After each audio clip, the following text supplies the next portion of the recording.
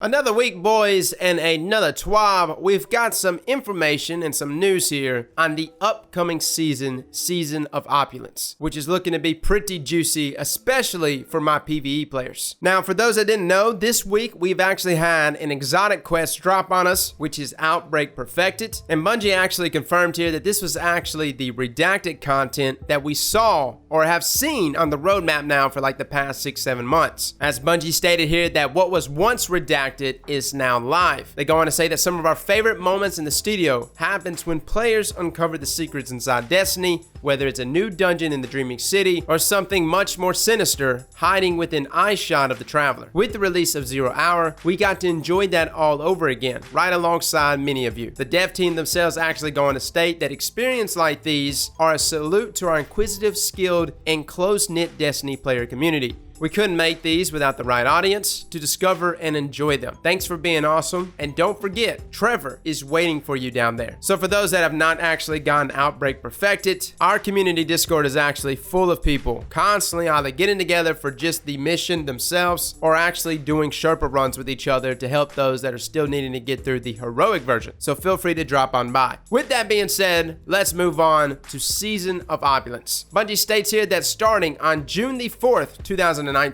Season of Opulence kicks off for all players of Destiny 2. Many of you are familiar with how raids can launch with the new content, usually on a Friday at reset. This season, we're doing something a little different. Owners of the annual pass will be challenged to conquer a new raid on day 1. Here's some context on this new plan and change to the upcoming power climb. The dev team here states that the world's first race for a raid is a competitive event. The raid is a challenge geared toward testing a fireteam's ability to learn and execute on the mechanics, as well as their ability to overcome enemies and bosses together. Having a short window of time between release and launch allows us to preserve the combat challenge for players making their attempt on day 1 and get people playing the raid content right away. They then go on to say that the raid will be called Crown of Sorrow, again launching June 4th at 4 p.m. Pacific with a recommended light level or power level here of 715. This is actually a pretty big deal, guys. The last time I think a raid launch on day 1 was Crota's Inn, and boy was it chaotic. No one had the chance to get their gear up. Everybody was rushing straight into the raid, and I was personally a huge fan of how they dropped that content. Now they state here that with this race there will be a few minor changes to current investment systems to ensure an even playing field while players are increasing their power at the launch of the season. Last Wish and Scourge of the Past will be unavailable until Crown of Sorrow has been beaten. This prevents players with a stash of ethereal keys from having a leg up in the race. They also say here that Prime attunements will be reset to 2 charges per character on day 1. While characters build Prime attunement charges over time, these are being set to 2 per character upon logging in after the new season begins. All level 50 characters can earn Prime Ingrams after signing in and playing during Season of Opulence. Players may continue to build Prime attunements over time after the reset occurs. As a reminder, any powerful bounties acquired prior to Season of Opulence